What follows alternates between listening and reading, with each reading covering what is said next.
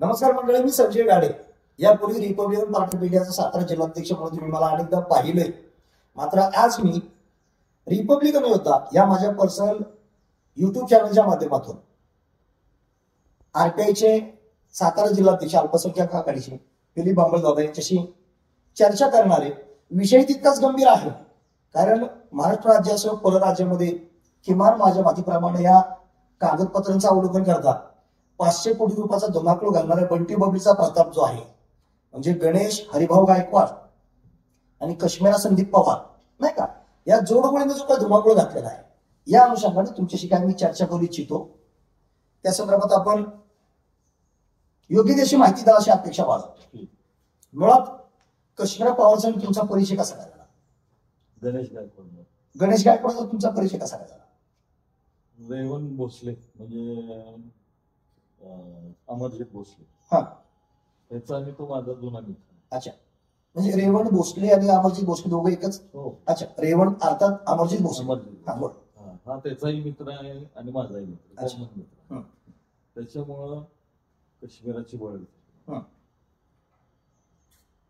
गणेशचं माझ्याकडे येणं जाणं असायचं पूर्वीपासून. तो काही एका डिप्रेशन मध्ये होता. त्याच्या पहिल्या एका मुलीच्या डिप्रेशन मध्ये असल्या कारणाने तो माझ्याकडं ऍक्सिडेंट झाला तिचा आणि ती वारली.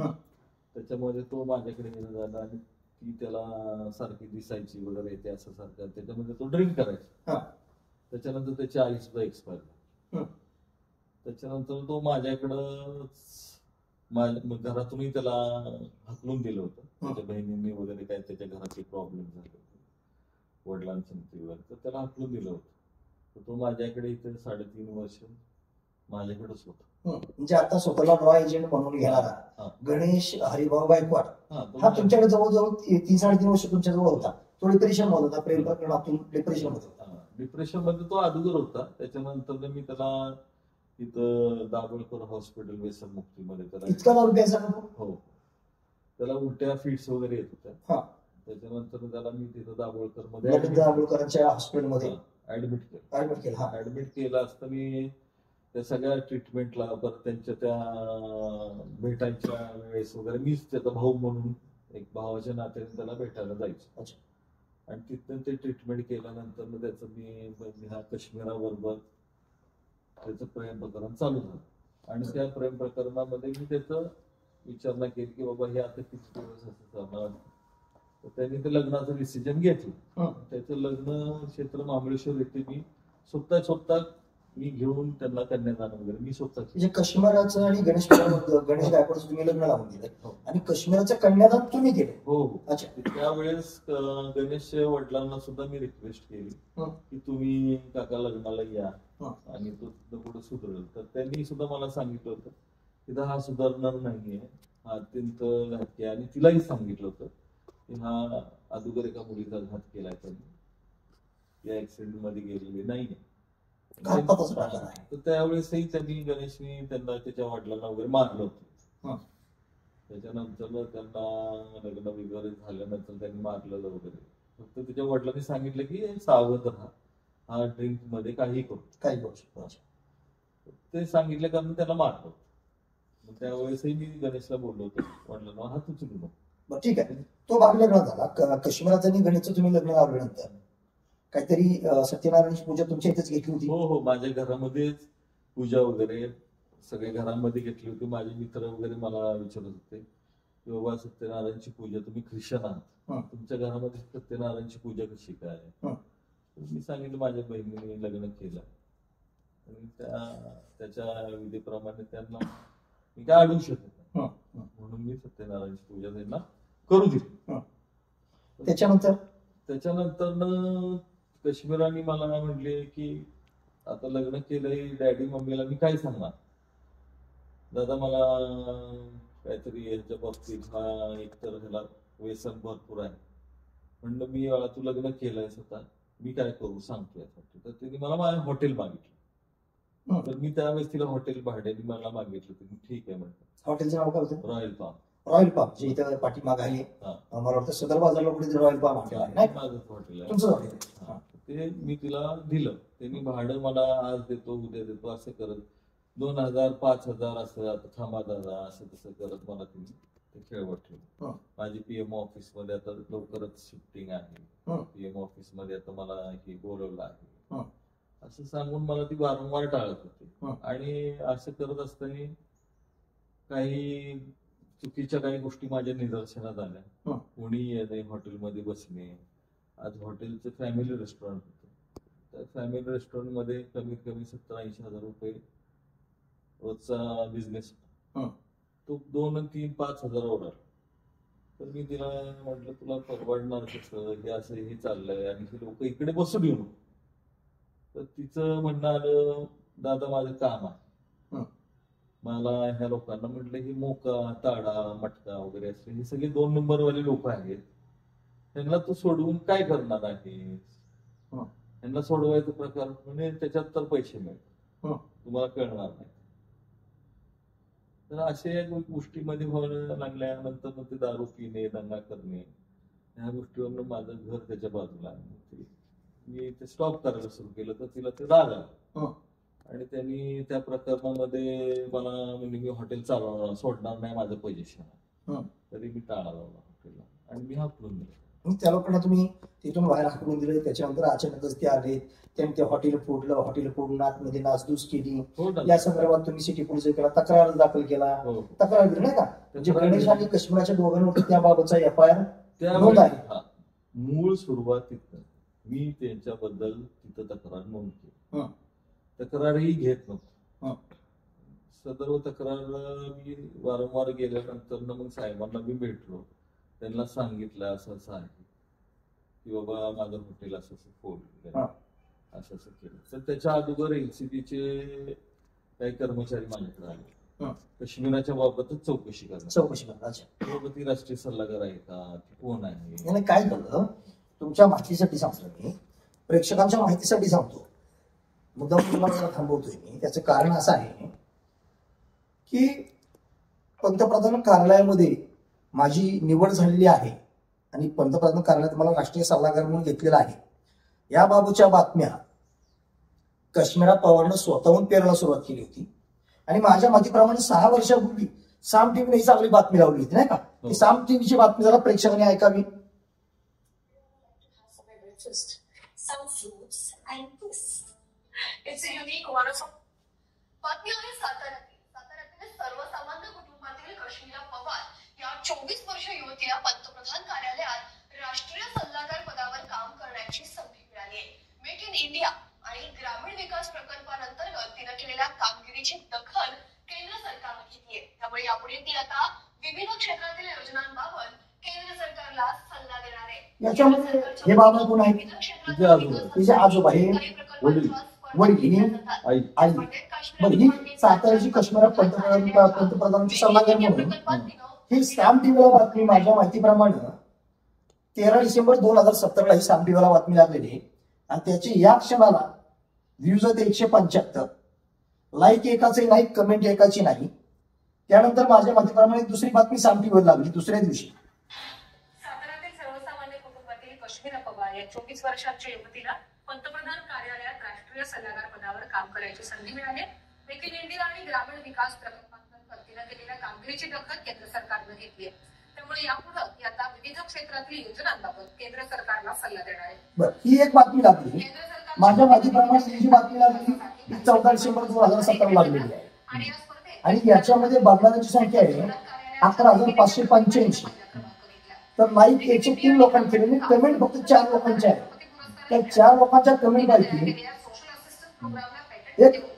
एक वर्षापूर्वीची म्हणजे कमेंट आहे. वेळ झालेचा बाजार म्हणून एकानं कमेंट पास केलेली आहे. तर माझ्या माहितीप्रमाणे इट्स फेक न्यूज म्हणून दुसऱ्याने कमेंट केलेली आहे. हिने खूप झोल केले आहे, पुण्यात तिच्यावर गुन्हा दाखल झाला आहे. माझ्या माहितीप्रमाणे 4 तासापूर्वीची कमेंट आहे. 1 वर्षापूर्वीची इट्स फेक न्यूज म्हणून आहे. 1 वर्षापूर्वीची वेळ झाल्याचा बाजार म्हणून न्यूज आहे. तर या प्रकारच्या कमेंट झाले. त्यावेळेला साम टीव्ही सारख्या नॅशनल चॅनलने ही बातमी घेतली होती. त्यानंतर माझ्या माहितीप्रमाणे सकाळला तर फ्रंट पेज होती, फ्रंट पेजची बातमी ती दैनिक सकाळ नाही का, सकाळला पहिल्या पानाची बातमी घेतली होती. हे सगळं झाल्यानंतर मला बातमी आली फ्रंट पेजला तेव्हा आपल्या इथं साताऱ्याच्या जिल्हा अध्यक्ष कलेक्टर मॅडम श्वेता सिंग. श्वेता सिंग, हा, त्यांनी तिला बोलवून घेतली. त्यावेळेस ती इथंच होती माझ्या, तुमच्याकडे होती? हा. अच्छा. बोलवून घेतली आणि तिला खूप त्यावेळेस त्यांनी वॉर्निंग केली की तू अजून लहान आहेस हा. आणि एवढे मोठे उद्योग करतेस, या सगळ्या गोष्टी बंद कर. आणि आजही युट्यूबला साम टीव्हीला आजही त्या दोन्ही न्यूज, साम टीव्हीला आजही त्या दोन्ही न्यूज चालू आहे. हो. तर त्यावेळेस ज्यावेळेस दिवशी जी बातमी लागली होती, सातारची कन्या राष्ट्रीय सल्लागार, तर तिच्या त्या प्रधानमंत्र्यांची सल्लागार, त्यावेळेस ती बातमीच्या बाबतीत श्वेता सिंघम मॅडमनी त्याला बोलवलं होतं. तर त्यावेळेस तिचे वडील ती बोलवून घेऊन तिला खूप वॉर्निंग केली त्यांनी की बाबा हे असले काही करू नकोस. आणि दुसऱ्या दिवशी सकाळ पेपरलाच हेडलाईन होती की ती खोटी बातमी आहे. त्याच्यानंतर तो सकाळ पेपरची जी खोटी बातमी जी आहे तो पेपरच गायब. आणि ही बातमी त्याच्यानंतर मी प्रयत्न केले की बाबा कलेक्टर ऑफिस मधनं काय मिळते, पण ते मला काय आजपर्यंत मिळालं. दुसरी एक महत्वाची बाब म्हणजे तुमच्या म्हणण्यानुसार दैनिक सकाळची बातमी झाली नाही का, मात्र तुम्ही 5 जानेवारी 2023 ला जो तक्रार अर्ज केलेला आहे की कश्मीरा पवार आणि गणेश गायकवाड, म्हणजे गणेश गायकवाड हा एजंट आहे का आणि कश्मीरा पवार हे राष्ट्रीय सल्लागार आहे का, याची खात्रीने चौकशी व्हावी. तिनं अनेकांना लाखो रुपयाला फसवल्याची माहिती आहे, अशी तुम्ही 5 जानेवारी 2023 ला अर्ज केलेला आहे. आणि तो अर्ज तुम्ही माननीय जिल्हाधिकारी, माननीय जिल्हा पोलीस अधीक्षक आणि जिल्हा न्यायालय जे आहे त्या जिल्हा न्यायालयाकडे तुम्ही तो अर्ज दाखल केलेला आहे. त्याच्या अगोदर सुद्धा मी मेल केलेले आहेत पीएम ऑफिसला, अच्छा, परत मंत्रालय, सगळीकडे मी मेल केले, आयजी ऑफिसला केलेले आहे. दुसरी गोष्ट, तुम्ही जेव्हा हे पीएमओ ऑफिसला अर्ज केला जिल्हाधिकाऱ्यांना, त्याच्या अगोदर मी अर्ज केला आहे, त्याची तुम्हाला कोणी पत्र व्यवहार केला का, कोणी त्याची तुमच्याकडे चौकशी केली? आम्ही पोलिसांकडे चौकशी कामी पाठवली. कोणत्या पोलिसांकडे पाठवलं? सिटी म्हणजे कलेक्टर एसपी ऑफिसकडे पाठवलं म्हणून त्यांचं पत्र. तुम्हाला एसपी ऑफिसकडून पत्र आलं, पण पुढे काय झालं? कलेक्टर ऑफिसकडून पत्र आलं, पुढील कारवाईसाठी वर्ग केले, पोलीस अधीक्षक कार्यालयाला वर्ग केले. तिथं गेल्यानंतर चौकशी कामी आहे, तुम्हाला त्याचं उत्तर त्यावेळेस मिळेल. त्याच्यानंतर परत त्यांनी काय उत्तर दिलं नाही, म्हणून मी पीएम ऑफिसला मेल केली.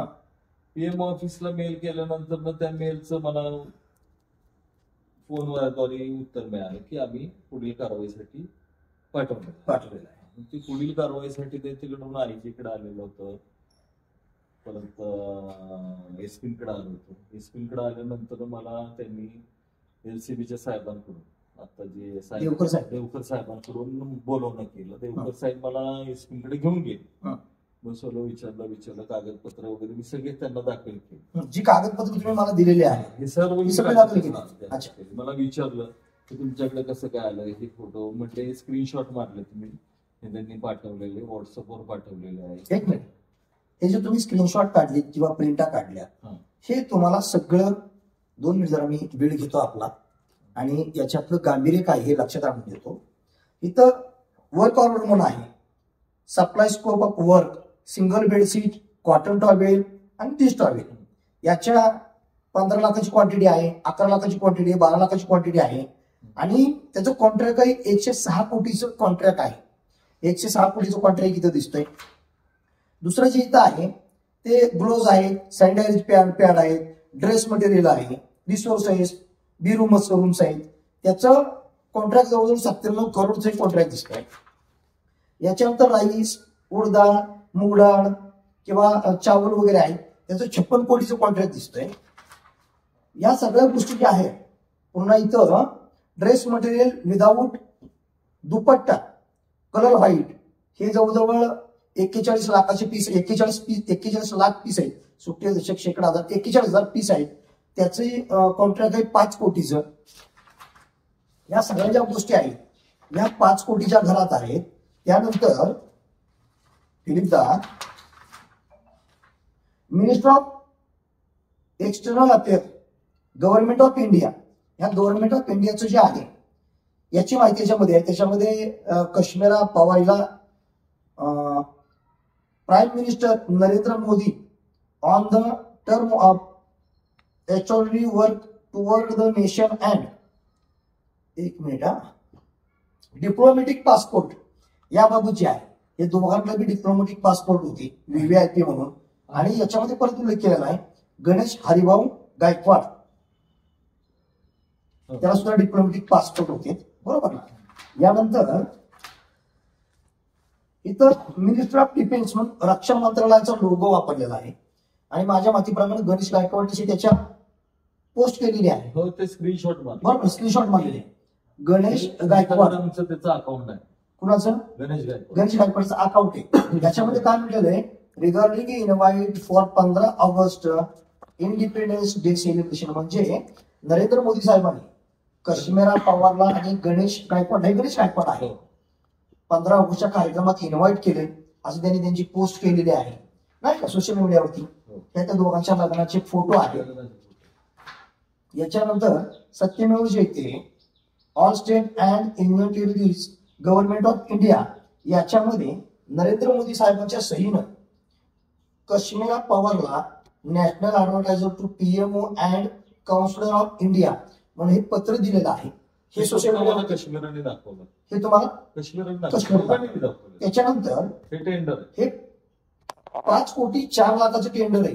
हे अप्रूव्ह केलेलं आहे की मंजूर केलेलं आहे. हे tender supply for stationery item, बरोबर ना. गव्हर्नमेंट ऑफ उत्तर प्रदेश, हे उत्तर प्रदेशचं टेंडर आहे. यानंतर हा काश्मीरचा स्वतःचा फोटो आहे ऑफिसमध्ये बसलेला. त्यानंतर नरेंद्र मोदी साहेब, काश्मीरा आणि गणेश पवार यांचा तिघांचा एकत्र फोटो आहे. यानंतर व्हीव्हीआयपी गणेश गायकवाड नंबर आहे 579197 व्हीव्हीआयपी डिप्लोमॅटिक. या पासपोर्टचा फोटो आहे. गणेशने त्याच्या स्वतःच्या अकाउंटला टाकलेला आहे. हा गणेश त्याचा त्या पोकर म्हणून खेळतात गोव्यामध्ये जुगार, म्हणजे कसिनोमध्ये पोकर खेळतात खेळताना फोटो आहे. हा त्याचा तिथला फोटो आहे. यानंतर इथं तुम्हाला दुसरं एक सांगतो मी.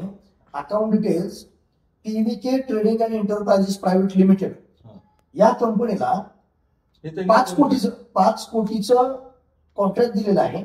आणि ते मंजूर केल्याचे सही शिक्के आहेत. 24 ऑगस्ट 2020 चे सही शिक्के आहेत. रजिस्टर पेड म्हटलेलं आहे. या ठिकाणी जशी काश्मीरा पवारला national advisor to PM and councillor of India त्याच पद्धतीने आणि काही 4 लोकांची नावं आहेत. मात्र 1 नंबरला काश्मीराचं नाव आहे. सगळ्यात महत्वाचं म्हणजे भारत सरकार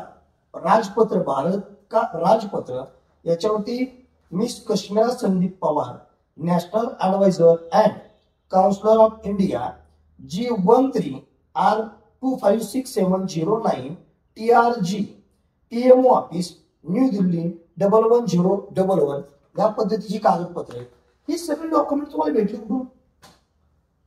गणेशच्या इंस्टाग्रामवर सुद्धा ते मी स्क्रीनशॉट मारलेले आहेत ते. आणि त्यांनी मला ते माझ्या इंस्टाग्रामला तो अटॅच होता पूर्वी, तर ते मला दिसत होतं ते. त्यावेळेस हे मी स्क्रीनशॉट मारले. त्यांनी मला अनफ्रेंड केलं. दुसरी गोष्ट त्यांनी व्हॉट्सअपवर सुद्धा मला ते डॉक्युमेंट्स पाठवले. अगदी तुम्ही खाली बोलून सांगू शकता हे सगळं तुम्हाला व्हॉट्सअपला पाठवलं. कारण त्याचं कारण तुम्हाला सांगतो मी काय विचारतोय, कारण प्रचंड गंभीर प्रश्न आहे हा. जर व्हॉट्सअपला पाठवलं असेल तर ही बाब तुम्ही पोलीस स्टेशनला सांगितली का?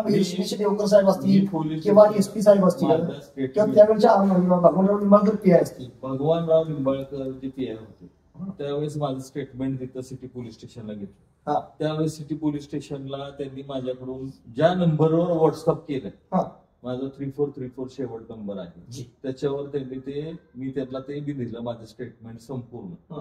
आणि सायबर क्राईम वाल्यांनाही तुम्ही हे पत्र द्या. मी त्यांना सुचवलं, म्हणजे सांगितलं की असं तुम्ही तिथं मी काढू शकता.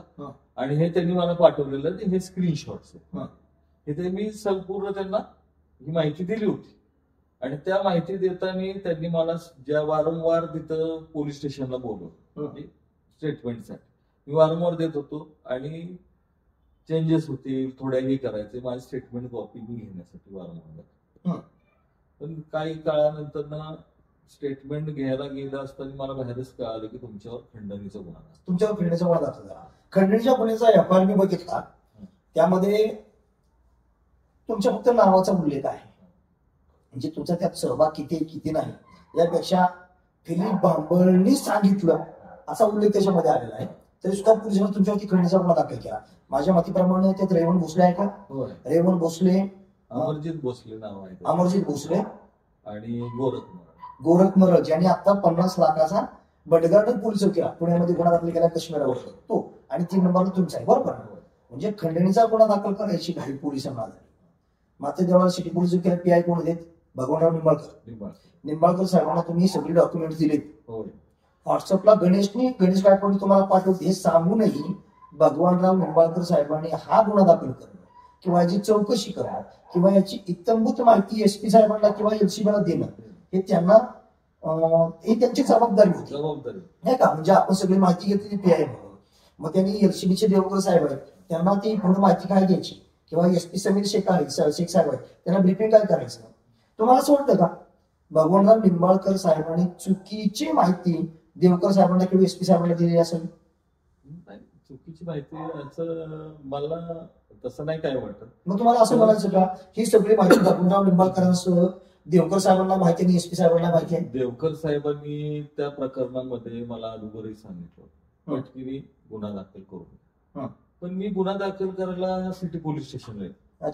भगवान निंबाळकर असे त्यांच्याबरोबर जरा जरी काही सांगायचा प्रयत्न केला, मी विचारतो तेवढेच प्रश्नाचे उत्तर दबावाखाली घेणे, आणि मला डाऊटफुली झालंच होतं त्यावेळेस. म्हणजे कुठेतरी पाणी मुरत आहे. तर ह्या सगळ्या गोष्टीतून काश्मीरलाही ती बोलवत होती माझ्या कानावर. त्या काश्मीराला चौकशी का आम्ही बोलवणारच हे मी गृहीत धरून होतो, आणि काय होईल तिच्यावर कारवाई असं मी माझ्या मनामध्ये गृहीत धरून राहिलो होतो. मला असं कधीही वाटलं नाही की माझ्यावर हे खंडणीचा गुन्हा दाखल, आणि खंडणीचा गुन्हा माझ्यावर दाखल व्हायच्या अगोदर मला कुठल्याही गोष्टीची चौकशी केली नाही की बाबा तू तुझ्या समिती खंडणी मागितली, हा गोरख मरळ हा कोण आहे, काळा का गोरा हे सुद्धा मला माहिती नव्हतं. ज्यावेळेला तुमच्यावर खंडणीचा गुन्हा दाखल झाला त्यावेळेला तुम्हाला ही माहिती सुद्धा माहिती नव्हतं. फक्त खंडणीचा गुन्हा कोणी दाखल केला? काश्मीर पवारने तुमच्यावरती खंडणीचा गुन्हा दाखल केला आहे. त्याच्या अगोदर काश्मीर पवारची चौकशी म्हणून तुमचा अर्ज आहे. मात्र भगवानराव निंबाळकर जे PI होते सिटी पोलीस चौकीचे यांना काश्मीराची चौकशी करणं किंवा त्याच्यावरती गुन्हा दाखल करणं हे गरजेचं वाटलं नाही. उलट पक्षी तक्रार करणाऱ्याला भेदरवण्यासाठी भगवानराव निंबाळकरांनी तुमच्यावरती खंडणीचा गुन्हा दाखल केला बरोबर. म्हणजे देवकर साहेबांनी स्पष्टपणे सांगितलं होतं LCBच्या की हा पटकन गुन्हा दाखल करा, कुठला काश्मीरावर तात्काळ गुन्हा दाखल करा हे LCBच्या देवकर साहेबांनी सांगितलं होतं. म्हणजे देवकर साहेबांची भूमिका प्रामाणिक आणि सरळ मानली. यदा कदाचित देवकर साहेबांनी त्याच पद्धतीचं ब्रीफिंग SP साहेबांना केलेलं असावं. मात्र हा सगळा खेळकोंडा तत्कालीन PI भगवानराव निंबाळकरांनी केला. त्यामुळं काश्मीरावरती गुन्हा दाखल करण्याच्या अगोदर तुमच्यावरच खोटा खंडणीचा गुन्हा दाखल करून तुमच्या हातपाय बांधण्याचा प्रयत्न झाला. मी त्याच्यातून सदर त्या प्रकरणातून मी अटकपूर्व जामीन घेतला. तुम्ही काही दिवस अंडरग्राऊंड सुद्धा त्याच्यानंतर मी वारंवार SP ला भेटायला गेलो. अच्छा. SP समिती भेटायला गेल्या असताना सुद्धा SPनी DYSPला बोलवायचं, त्यांना सांगायचं बघा काय ते चौकशी करा आणि कारवाई काय असेल ते करा. DYSP ऑफिसला जाऊन बसायचो. DYSP ऑफिस त्यावेळेस केंद्रे साहेब होते, गणेश केंद्रे साहेब. गणेश केंद्रे साहेबांनी अहवाल तयार केला की दोषी आढळते. गणेश केंद्रे साहेबांनी DYSP गणेश केंद्रे साहेबांनी काश्मीरावर दोषी आढळते असा अहवाल तयार केला होता. अच्छा. पुढे त्यांनी SP ऑफिसला पाठवलं, SP साहेबांना पाठवलं. त्यावेळेस त्याच्यानंतर केंद्रे साहेबांची बदली झाली. अच्छा. त्याच्यानंतर परत तो अहवाल आजपर्यंत त्या अहवालावर काही झालं फक्त गंगाजळी घातला का काय झालं हेच कळेल नाही. लिंबाळकरांचे दप्तर जे आहेत राहुल गाडगे यांनी स्वतः अननोन व्यक्तीवर गुन्हा दाखल म्हणून स्वतः फिर्यादी दाखल केला, आणि त्यांनी सांगितलं की ह्याच्यामध्ये आम्ही तपास करू.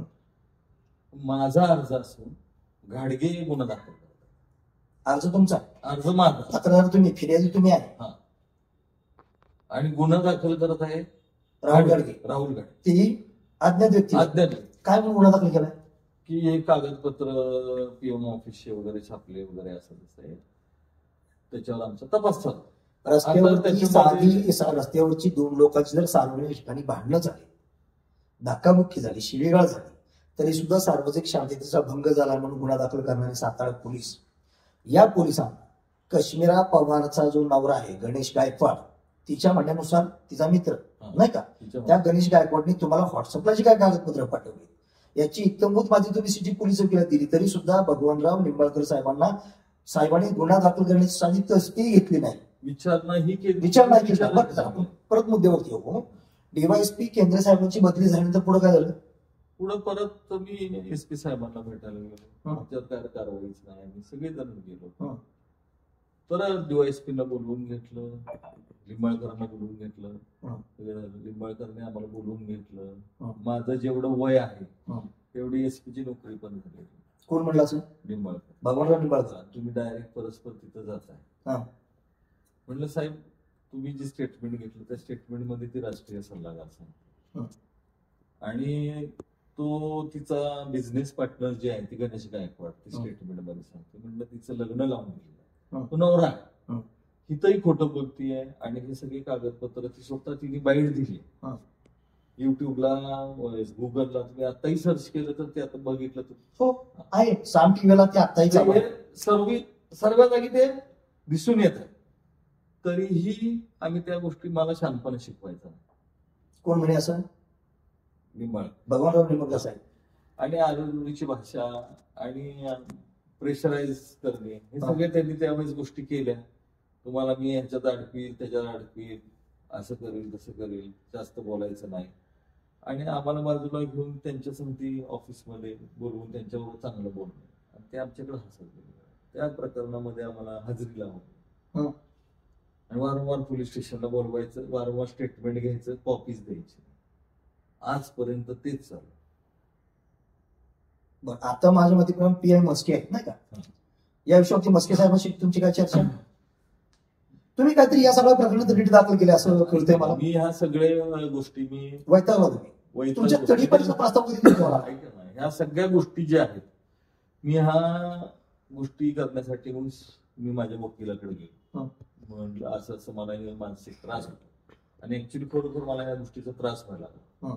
पोलीस स्टेशनला जाणे, हजेरीला जाणे, हे सगळं करणं. विचार केला ह्या गोष्टी आपण न करता सुद्धा ह्या गोष्टी आपल्यासाठी घडत आहेत. आपण न्याय मागण्यासाठी पोलिसांकडे जातोय, एसपी कडे जातोय, कलेक्टरकडे जातोय, आपल्याला न्यायच मिळत नाही.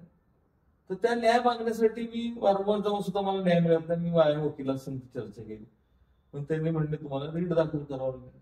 म्हणून मी एसपीच्या परत लिंबाळकरांच्या पीआय आणि घाडगे यांच्या विरोधात हायकोर्टामध्ये रीट दाखल केली. रीट ते दाखल झालेलं आहे? हो, रीट दाखल झालं, त्यांना नोटीस आली. तर मध्यंतरी काळामध्ये मला साहेबांनी बोलवले म्हणून त्यांच्या दप्तरीचा फोन आला. कुणाच्या? मस्के साहेब. मस्के साहेब आता पीआयचे सिटी पोलीस पीआय. त्यांचा फोन आला की साहेबांनी तुम्हाला बोलवलं. मग मी गेले असताना म्हणजे काय तुम्ही रीट दाखल केलंय हायकोर्टात? हो म्हटलं सर, मला न्याय मिळण्यासाठी मी रीट दाखल केलं. आमची नावं कशाला टाकली, एसपी साहेबांचं नाव कशाला टाकलं? म्हटलं साहेब तुम्हीच मला न्याय देणार, तुम्ही मला काही विचारत नाही, काय नाही, पुढचं काय झालंय, काही चाललं नाही. मी आत्ता आलो इथं, मला काय माहिती नाही, माझं नाव काढून टाकलं. म्हटलं तुमचं नाव नाहीये, पीआय आहे ते, लिंबाळकर आहेत. त्यांनी जे काही केलं त्यांच्या बाबतीत त्यांनी काही केलं नाही, त्याच्या बाबतीत कोर्टाने विचारणा केली. तुम्ही उत्तर द्या साहेब कशावर. ते घाडगेचं नाव कशाला टाकलं, एसपी साहेबांचं नाव कशाला टाकलं. आणि त्यावेळेस त्यांनी मला ते नाव काढून टाकलं.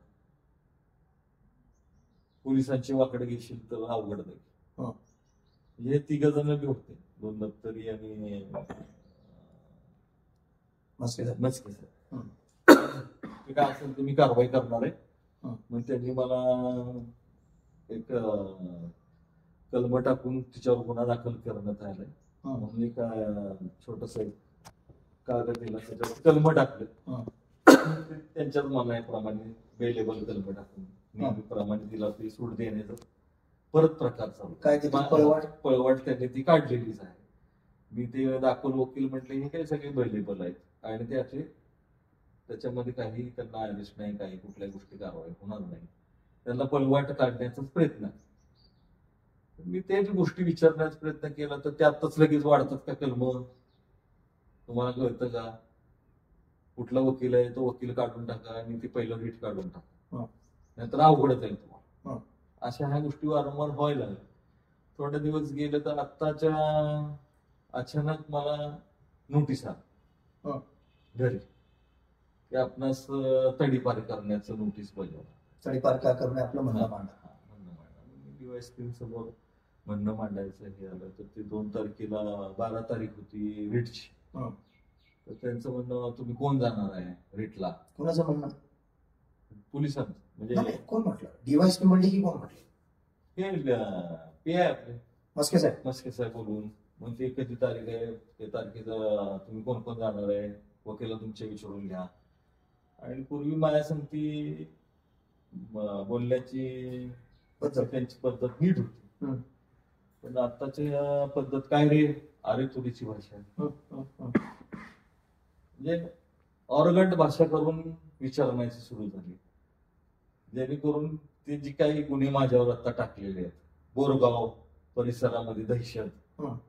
आज जन्म झाल्यापासून मी त्या बोरगाव मध्ये कधी गेलो नाही आणि माझ्यावर ते बोरगाव परिसरामध्ये महिला व पुरुष वर्ग दहशतीखाली आहे, त्यांच्या मालमत्तेस धोका निर्माण झालाय माझ्यावर. मी गेलोच नाही तिथं. बोरगाव गावामध्ये मी आज ताब्यात गेलो नाही आणि हे माझ्यावर खोटे. त्या केळीवाल्याकडून पैसे घेतले, त्या केळी गाड्यावर त्याला 500 रुपये खंडणी मागितली, त्या गोष्टीत माझ्यावर खंडणी गुन्हा दाखल केला. तो रोडवर जिथं माझ्या गेटमध्ये गाडा एखादा व्यक्ती लावतो त्याला मी गाडा बाजूला लावायला सांगितलं, त्यांनी गाडा बाजूला लावला, सॉरी म्हटला, लावायला तिथं म्हटलं लाव बाबा, तो रोड जो आहे तो VIP रोड आहे, त्या रोडला म्हटलं कुठली गाडी वगैरे लावू देत नाही. तर म्हणजे मी थोड्या वेळ लावतो जातो. तर म्हटलं लाव तुला लावायचं असं सांगून थँक्यू म्हणून तो मनुष्य माझ्याकडून निघून गेला तो मुलगा. आणि तिसऱ्या दिवशी माझ्यावर 500 रुपयाची खंडणी. मला माहिती पण नाही तो कोण आहे कुठला आहे किंवा त्याच्याबरोबर माझी काही धक्काबुक्की झाली नाही काय नाही. तो व्यक्ती माझ्याबद्दल चुकीचे करतो. परत त्याच्यामध्ये एक दुसरा सिव्हिल समोर सफरचंदवाला बसलाय, त्याच्याकडून 200 रुपयाचे मी सफरचंद केळी घेतले आणि त्याला मी पैसे 200 रुपये झाले म्हणून त्यांनी सांगितलं, मी त्याला मारहाण केली, त्या खिशातून पैसे काढून घेतले. तो व्यक्ती भीतीपुटी माझी तक्रार घेतली. म्हणजे अशा वेगवेगळ्या. आणि ह्या काश्मीराची केस, त्याच्यामध्ये उदयनराजेंची केस, मी शिवेंद्र बाबाला खलास करील असं तसं शिव्या करील. मी सामान्य माणूस आहे आणि मी त्या केसमध्ये नव्हतो सुद्धा, तरी माझं नाव त्यात वडलं गेलं. कारण उदयनराजे माझे चांगले मित्र आहे, त्याच्यामुळं हे नाव मला त्या केसमध्ये घातलं गेलं त्यावेळेस. आजही बाबांना विचारलं की बाबा मी सुरुची रायडमध्ये तिथं त्या प्रकरणात होतो का, बाबाही सांगतील, उदयनराजे सांगतील की मी होतो का नव्हतो. हे जाणीवपूर्वक माझ्याबद्दल संपूर्ण तुमचा आवाज दाबण्यासाठी पूर्णपणे चक्रव्यूह तुम्हाला अडकवण्याचा प्रयत्न चाललेला आहे. मात्र एक लक्षात ठेवा, खेडेगावचा सर्वसामान्य माणूस आजही म्हणतो माझं कोणच ऐकत नसेल, पत्रकार माझी बातमी व्यवस्थित देत नसतील, पोलीस माझी तक्रार व्यवस्थित घेत नसतील, तर सर्वसामान्य माणूस आजही म्हणतो की मी तुला कोर्टात बघून घेईन. म्हणजे आजही न्यायालयावरती विश्वास आहे लोकांचा, बरोबर. आणि त्या विश्वासावरती राज्यघटना चालू आहे. तुम्ही न्यायालयात गेलेला आहे. यदा कदाचित काश्मीर प्रकरणामध्ये तुम्ही सगळी सत्य बाजू मांडली, त्यामुळे ही बातमी पब्लिक झाल्यानंतर यदा कदाचित कुठल्याही खोट्या नाट्या गुन्ह्यामध्ये तुम्हाला अटक करण्याची शक्यता नाकारता येत नाही, किंवा तुमचा हातपाय बांधण्याची शक्यता नाकारता येत नाही, किंवा तडीपार करून किंवा लोकांतर्गत कारवाई करण्याची शक्यता नाकारता येते. त्याचं कारणच आहे तुम्हाला कलम कुठले लावायचे हे पोलिसांच्या हातात आहे. बरोबर. ते खरं कुठे तुम्ही कोर्टात जाऊन बघा म्हणून सहज सांगता. बोललेच हा की कुठले कलम लावायचे आणि कुठल्या गोष्टीत अडकवायचं इथनं पुढं ते आमच्या हातात आहे, ते कोर्टाच्या हातात नाही. आम्ही जे लावलं आणि ते कोर्ट निस्तरत बसेल. म्हणजे तुला आत्ताच सांगतोय की जे काय आहे ते काढून. थोडक्यात पोलिसांचं असं म्हणणं आहे सब कुछ करने का लेकिन पोलीस का इन्व्हॉल्व नाही करणे का. त्यांनी माझा मोबाईल घेऊन टाईप केले कागद टाईप केले आणि ह्याच्यावर सही तुझ्या वकिलाला पाठव आणि म्हणणं अर्ज मांडायला आणि सही कुठल्या संदर्भात टाईप केलं होतं? हे रिट पिटिशन दाखल केलेलं काढून घेण्यासाठी अर्ज कोण तयार केला? दप्तर यांनी त्यांच्या PI आणि ते माझ्या वकिलाला पाठवलं. ते अजून माझ्या वकिलाकडे तसं आहे आणि तिथनं लगेच डिलीट करून तुमच्याच मोबाईलवर पाठवतो आणि माझा मोबाईल घेऊन त्याच्यावरून डिलीट करून. अच्छा. ते वकिलांकडे माझ्या आहेच तो कागद आणि त्याच्यामध्ये त्यांनी माझी काही तक्रार नाही, मला ही रीट पाठिंबा काढून घ्यायचं गाडगेच्या बाबतीत परत ह्याच्या बाबतीत, आणि त्यांचं परत मला म्हणणं आलं की काय उत्तर येतंय काय नाही. पण माझ्या वकिलांनी सांगितलं या प्रकरणामध्ये पुण्यातला पुणे विभागातला एक उपायुक्त दर्जाचा व्यक्ती अडकलेला आहे. हो. उपायुक्ताच्या बायकोच्या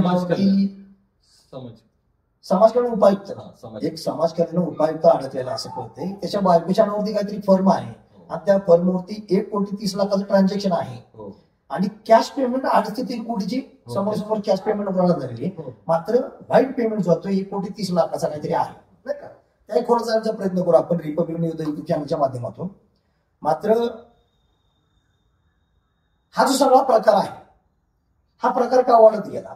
योग्य वेळी जर सातारा पोलिसांनी काश्मीरा पवारवरती कारवाई केली असती, गणेश गायकवाडवरती कारवाई केली असती तर याला कदाचित लोकांची होणारी लूट, लोकांची होणारी फसवणूक आणि लोकांचा होणारा मनस्ताप चुकला असता, टळला असता. आता हा भाग वेगळा आहे. तक्रार करणारे लोक समोर येत नाही. त्याचं कारण असं आहे बरेचसे 2 नंबरचे धंदे करणारे आहेत. आजची एक मला माहिती मिळाली की जवळजवळ एकाचे 14 कोटी रुपये अडकलेत. मात्र तो ब्लॅक मनी आहे.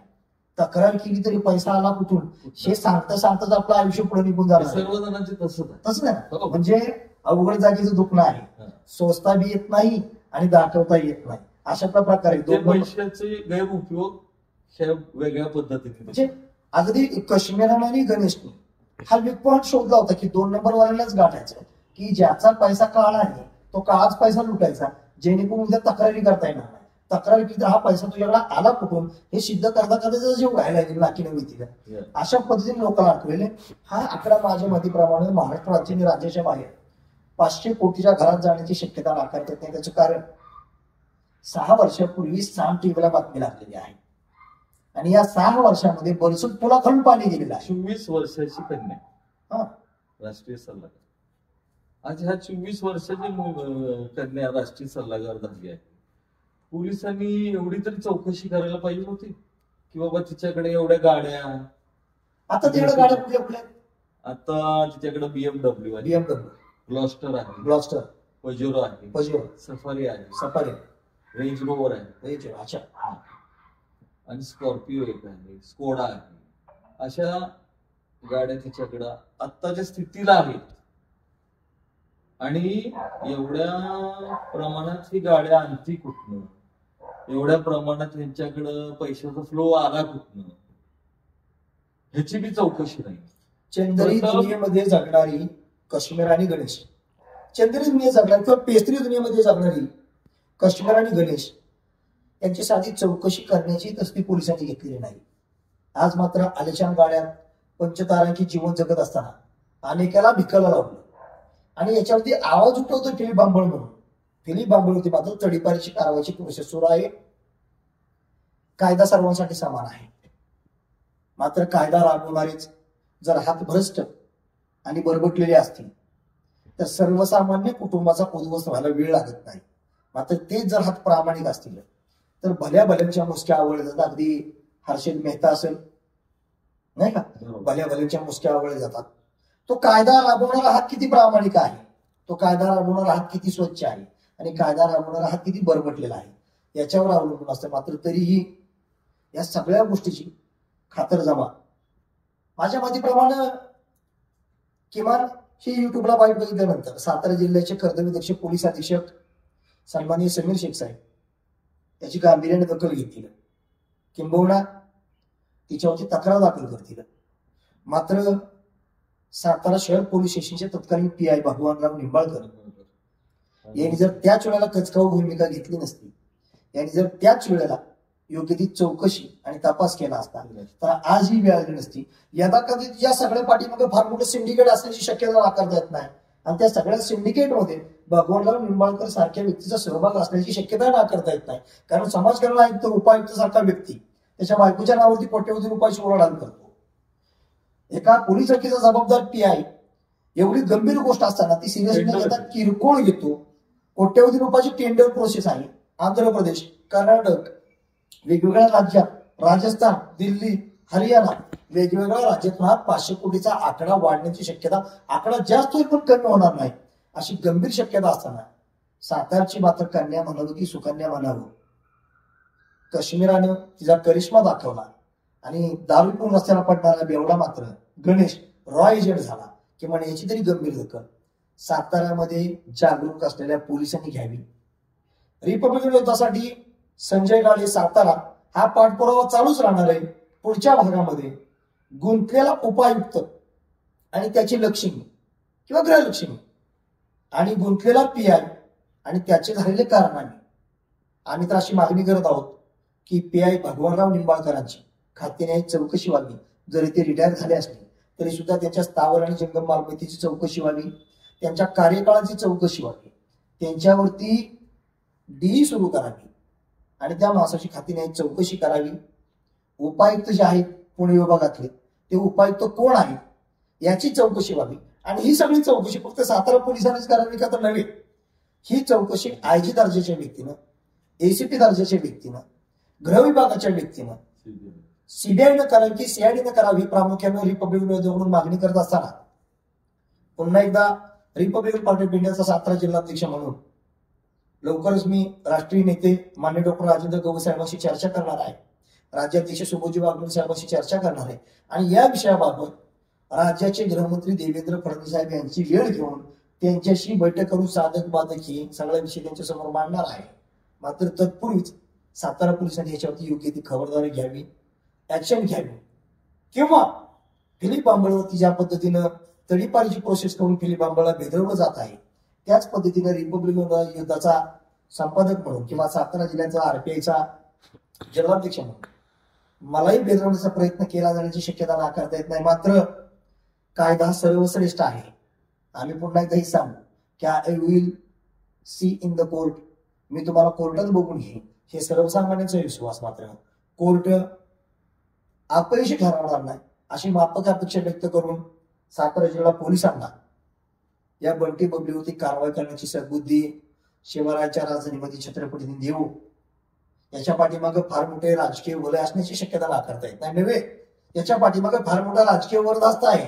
कारण काही दिवसापूर्वी सातारा टुडे नावाच्या वर्तमानपत्रानं जे पब्लिश केलं होतं त्याच्यामध्ये एका फार मोठी व्यक्ती काश्मीरा पवार किंवा गणेश गायकवाडला पाठीशी घालती हे चित्र स्पष्ट झालं होतं. मात्र बातमी आज वाचली उद्या विसरून गेलो अशातला प्रकार झाला. सर्वसामान्य जनता आहे, 18 स्टेपेनो सीधं TV म्हणून जगणारा सर्वसामान्य टिपिकल कॉमन मॅन आहे, त्याला या सगळ्या गोष्टीची काही घेणं देणं नसतं. मात्र याच गोष्टीचा गैरफायदा घेऊन अनेक सिंडिकेट राज्याचे राज्य उद्ध्वस्त करत आहेत, समाजाला भिकेला लावत आहेत, भिकेगंगाल करत आहेत आणि सर्वसामान्यांना आत्महत्येस प्रवृत्त करत आहे. हे कुठेतरी थांबावं आणि काश्मीरानं दाखवलेला करिश्मा हा एकदा पुन्हा एकदा पोलिसांच्या माध्यमातून जनतेसमोर यावा अशी माफक अपेक्षा व्यक्त करून आपण इथेच थांबू. जय भीम, जय भारत, जय शिवराय, जय संविधान. आपण सुद्धा फिलिप बांबळ मोकळ्या मनाने कसल्या मनावरती धडपड न ठेवता रिपब्लिकन युद्ध युट्यूब चॅनलला अगदी परकडपणे आपलं मत मांडलं. या सगळ्या प्रती आहेत, या सगळ्या प्रती आम्ही गृहमंत्र्यांना किंवा गृह सचिव जे आहेत प्रधान सचिव यांच्याकडे या पाठवणार आहोत. त्यासोबतच रिपब्लिकन पार्टी ऑफ इंडियाच्या माध्यमातून आम्ही कालच हा पत्रव्यवहार केलेला आहे. शुक्रवारी 21 तारखेला गृहमंत्री आदरणीय देवेंद्र फडणवीस साहेबांच्या निवासस्थानाबाहेर RPIची भूमिका आंदोलनाची राहणार आहे. कारण 100 निराधार सुटले तरी चालतील, 2 वर्ष 11 महिने आणि 17 दिवस अहोरात्र कष्ट करून संविधान निर्माण करणारे डॉक्टर बाबासाहेब आंबेडकर म्हणतात 100 अपराधी सुटले तरी चालतील पण एखाद्या निरापराधाला शिक्षा होणार नाही याची काळजी घेणं म्हणजे संविधान. इथं मात्र निरापराधाचा हातपाय बांधून त्याला तडीपार करण्याचा प्रस्ताव सादर केला जातो आणि अपराधाला वाचवण्याचा प्रयत्न केला जातो. या गोष्टी आम्ही राज्याचे गृहमंत्री देवेंद्र फडणवीस साहेब यांच्या निदर्शनास आणून देण्यासाठी राजेंद्र गवई साहेबांना सांगू आणि लवकरच बैठक करून मात्र 21 तारखेला रिपब्लिकन पार्टी ऑफ इंडियाचं होणारं आंदोलन या विषयावर आरपीआय ठाम आहे.